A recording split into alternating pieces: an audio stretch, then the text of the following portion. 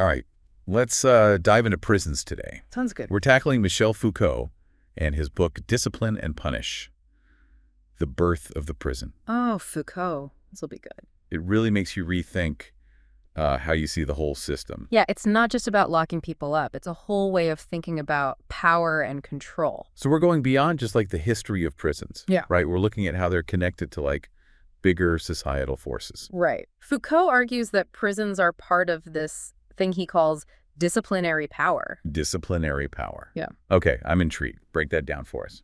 It's like this way of shaping people's behavior, not just through physical punishment, Okay. but through things like surveillance and strict rules, like, Oh, I see. how schools have timetables or workplaces track your productivity. It's those kinds of things. It's like the system itself is trying to control us, even in subtle ways. Exactly. Makes you think. Right. It does, and it connects to this other big idea from Foucault, Yeah. the delinquent. Right, the delinquent. It's like someone's whole life becomes part of how they're punished. Yeah, it's not just about the crime itself, it's about the person's whole history. It's getting a little creepy now. I know, right? Like they're trying to predict and manage behavior based on your past. And Foucault talks about how early prisons actually used these systems to keep track of prisoners' behavior. They were obsessed with documenting everything, almost like trying to make it a science. A science of delinquency. That's kind of scary. It is a little bit, yeah. But they also thought they could reform people this way. That's where the idea of isolation comes in. They really believed that prisons could change people from the inside out. Yeah, it was all about discipline and transforming the person. And this brings us to one of Foucault's most famous ideas, the panopticon. Oh yeah, the panopticon, that creepy prison design where you're always potentially being watched. Exactly. The architect, Jeremy Bentham, thought constant visibility would make people behave better. It's like the ultimate symbol of disciplinary power, isn't it? Totally. The crazy thing is, we see echoes of the panopticon everywhere now. Oh, I know, right? Surveillance cameras, social media. It's like we're all living in a panopticon now. It's like you never know who's watching you. It makes you think about how this affects our behavior even when we're not actually being monitored. Yeah, it's kind of unsettling. It makes you wonder if we've traded privacy for a false sense of security. Good point. And speaking of different approaches to control and reform, Foucault talks about these two competing prison systems in the U.S., the Auburn and Philadelphia models. Okay, I vaguely remember those from a history class. Refresh my memory. Well, the Auburn model was all about strict routine, like individual cells at night, but working and eating together in silence. So it's like a mix of a monastery and a factory, all about discipline and order. Exactly. The Philadelphia system, on the other hand, was all about solitary confinement, like complete isolation. Wow, that's intense. They thought that would lead to like spiritual reflection and change. Yeah, that was the idea. So you have these two models, both using isolation, but with different goals. It really shows how complicated this whole idea of prison reform is, doesn't it? For sure. And then there's the whole question of work and the prison. Foucault argues that work became a central part of the whole system. They saw it as a way to teach discipline and skills, right? Like reform through labor. Yeah, but that idea was also super controversial. Critics argued that it was basically exploiting prisoners. They were worried prisons would turn into workhouses where people were forced to labor for almost nothing. Exactly. And they worried this system would actually make poverty and crime worse, not better. So even back then, people were debating the ethics of prison labor. Absolutely. And then there's this whole question of the so-called failure of prison, which Foucault has a really interesting take on. Yeah, he challenges this idea that prisons are supposed to eliminate crime, right? He's like, maybe the goal isn't to get rid of crime entirely. Maybe it's to create this manageable category of delinquency. So the system isn't trying to eliminate crime, it's just trying to control and manage it. Right, and that raises some really uncomfortable questions. Like, who benefits from having this permanent criminal underclass? Exactly. It forces us to think about the power dynamics at play and whose interests are really being served. Wow, this is getting pretty deep. It is. Foucault's work always makes you think about things in a whole new way. This is just the tip of the iceberg, isn't it? You've got a lot more to unpack. We do. Foucault's ideas go way beyond the prison walls. We'll dive into that after the break. Stay tuned, folks. This is going to get good. Welcome back, folks. Before the break, we were talking about how prisons might not be about getting rid of crime, but actually like creating this category of delinquency to manage and control. Yeah, and Foucault doesn't stop there. Oh, no. He says this prison influence, it goes way beyond just the physical buildings. So it's not just about the bars and the cells. Right. He talks about this carceral archipelago. Carceral archipelago. Okay, you're going to have to explain that one. Basically, it's this whole network, like a system that includes not just prisons, but places like reformatories, workhouses, hospitals. Even hospitals, yeah. And even schools to some extent. Wow, I wouldn't have thought of schools as being part of that. They might seem different, but Foucault argues they all use these similar techniques, for control. So it's like this hidden web of institutions all working together to shape us. Exactly. It blurs the lines between punishment and treatment, even just like social control in general. It's kind of scary when you think about it that way. Yeah, Foucault uses this example of the Maître penal colony in France. Okay. It was supposed to be for reforming young people, but it was like this crazy military regime. Like boot camp? Yeah, pretty much. Yeah. It's just another example of how easy it is to control people under the guise of helping them. That's messed up. Yeah. But even with systems like this, there's always pushback, right? Of course. Foucault talks about how the prison system has faced resistance from the start. Like those worker movements we mentioned earlier. Yeah, they saw what was happening, the exploitation of prisoners, the horrible conditions. They were connecting the dots between poverty and crime, saying it wasn't just about individual choices. Exactly. And some groups, like the Fourierists, went even further.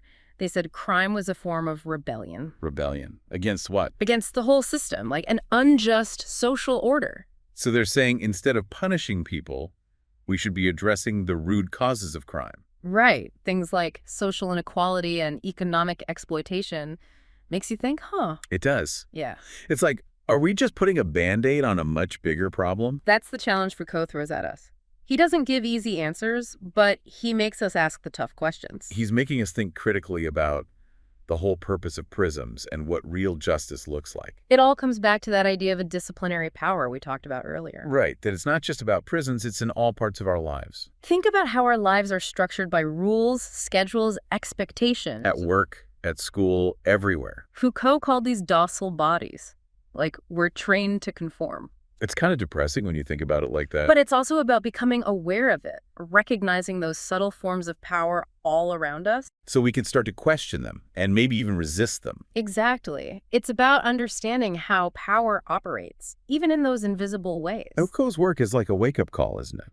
It is. And it's particularly relevant when we think about how prisons and this whole carceral system shape our ideas of normal. Like what's considered acceptable behavior and what's not. Right. And then the system uses that power to control and punish those who don't fit in. It's like a self-fulfilling prophecy almost. Foucault was really concerned about this process of labeling delinquency. He saw it as a way to manage and control certain groups of people. And that control could take a lot of forms, right? Surveillance, imprisonment, even using people as informants.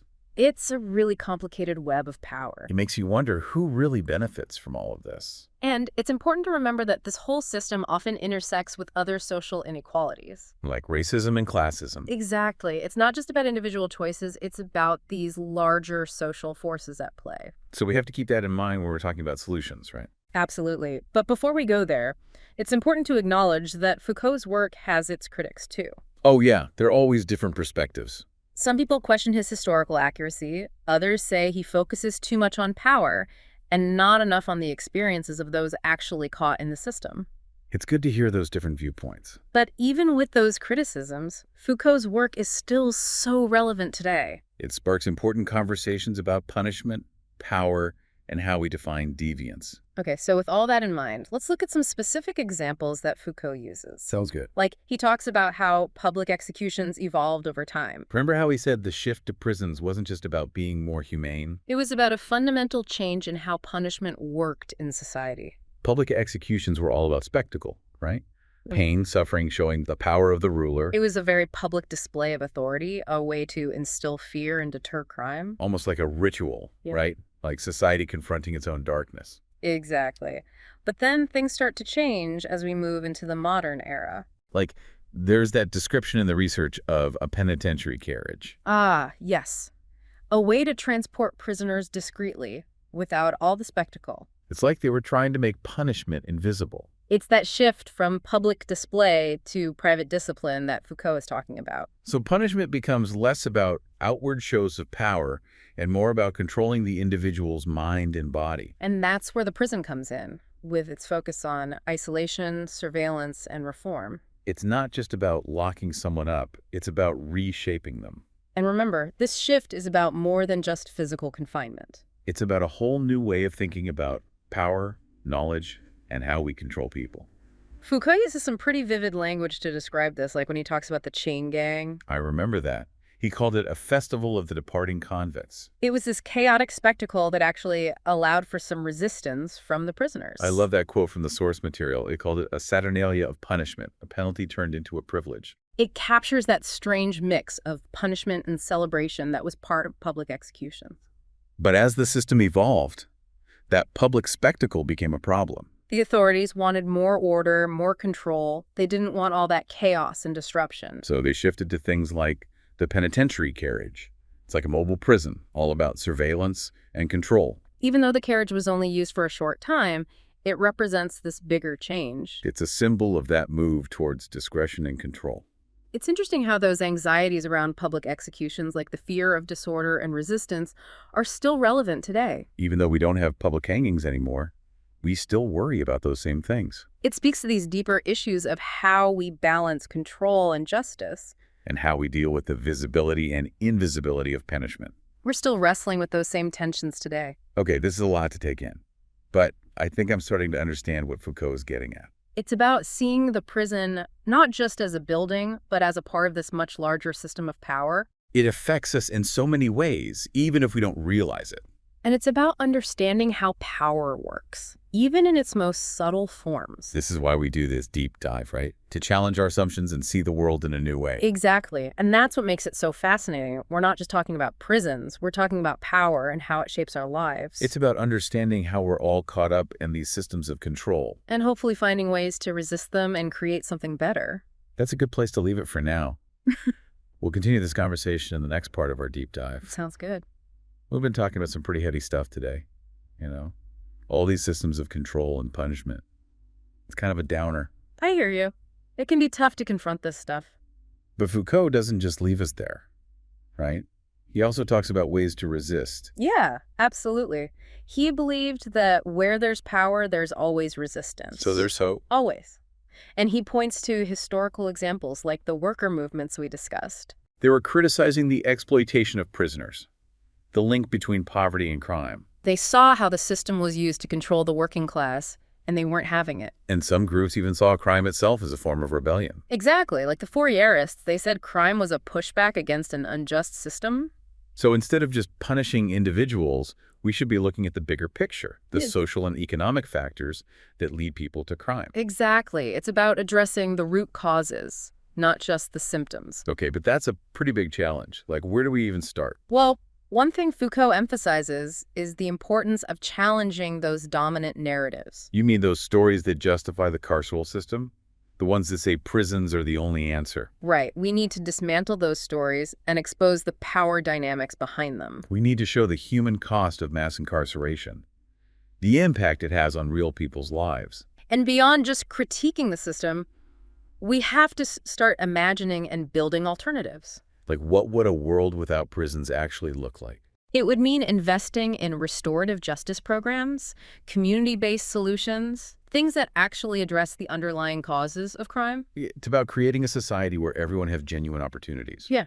A chance to thrive, regardless of their past. Exactly. Foucault reminds us that these systems of power aren't inevitable. They're human-made, which means we can change them. We have the power to create a different future, one that's more just and humane. A future where justice is about healing and transformation, not just punishment and control. Okay, I'm feeling a little more optimistic now. Me too. Because it's that vision of a better future that keeps us going. Well, we've covered a lot of ground today. It's been intense, but really eye-opening. Foucault's work always challenges us to think differently, doesn't it? It makes you question everything you thought you knew about prisons and the whole system. It's about understanding how power works, even in those subtle, invisible ways. And ultimately, it's about finding ways to resist and create a more just world. couldn't have said it better myself. And on that note, we'll wrap up this deep dive into Foucault's Discipline and Punish. It's been a journey, folks. It has, but the conversation doesn't end here. Exactly. We encourage everyone listening to keep exploring these ideas. Think about what resonated with you, how Foucault's work connects to your own life and the world around you. Keep asking those tough questions. And keep diving deep.